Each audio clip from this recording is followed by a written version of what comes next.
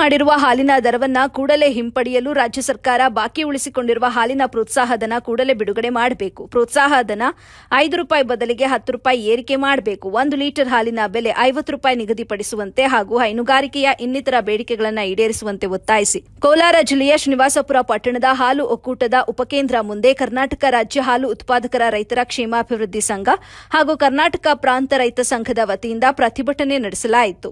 ಕೋಲಾರ ಕೋಚಿಮುಲ್ ವ್ಯವಸ್ಥಾಪಕ ನಿರ್ದೇಶಕ ಮುಖಾಂತರ ಮುಖ್ಯಮಂತ್ರಿಗಳಿಗೆ ಮನವಿ ಪತ್ರ ತಲುಪಿಸುವಂತೆ ಮನವಿ ಪತ್ರ ಕೂಡ ಸಲ್ಲಿಸಿದರು.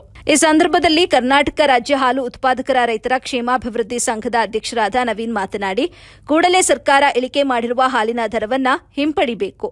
ರಾಜ್ಯ ಸರ್ಕಾರ ಬಾಕಿ ಉಳಿಸಿಕೊಂಡಿರುವ ಹಾಲಿನ ಪ್ರೋತ್ಸಾಹಧನವನ್ನು ಕೂಡಲೇ ಬಿಡುಗಡೆ ಮಾಡಬೇಕು. ಪ್ರೋತ್ಸಾಹಧನ ₹5 ಬದಲಿಗೆ ₹10 ಏರಿಕೆ ಮಾಡಬೇಕು. ಹಾಗೆಯೇ ತಾಲೂಕಿನ ಹಲವು ಪಶು ಆಸ್ಪತ್ರೆಗಳಲ್ಲಿ ಬಹಳಷ್ಟು ಕಡೆ ಸಿಬ್ಬಂದಿ ಕೊರತೆ ಇದೆ, ಕೂಡಲೇ ನೇಮಿಸಬೇಕು ಅಂತಲೂ ಕೂಡ ಒತ್ತಾಯಿಸಿದ್ರು. ವರದಿ ರಫೀವುಲ್ಲಾ, ಎಬಿ ನ್ಯೂಸ್, ಶ್ರೀನಿವಾಸಪುರ. ನಮ್ಮ ಮನವಿ ಪತ್ರವನ್ನು ಸ್ವೀಕರಿಸಲಿಕ್ಕೆ ಬಂದಿದ್ದಾರೆ. ಈ ಒಂದು ಮನವಿ ಪತ್ರವನ್ನ ನಮ್ಮ ಉಪಾಧ್ಯಕ್ಷರುಗಳು ಇಬ್ಬರು ಕೂಡ ಸೇರಿಕೊಳ್ಬೇಕು. ಆನಂತರ ನಮ್ಮ ಕಾರ್ಯದರ್ಶಿಗಳು ಇದನ್ನ ಓದ್ತಾರೆ.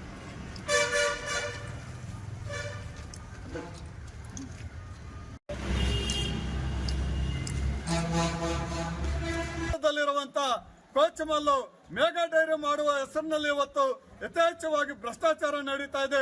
ಅದನ್ನ ತಡೆಗಟ್ಟಬೇಕು.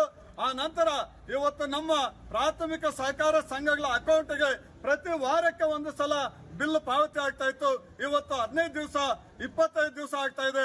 ಅದನ್ನ ಬಿಡಬೇಕು. ಪ್ರತಿ ವಾರ ಡೈರಿಗಳಿಗೆ ಆ ಹಣವನ್ನ ಬಿಡುಗಡೆ ಮಾಡಬೇಕು, ಬಿಲ್ಲನ್ನ.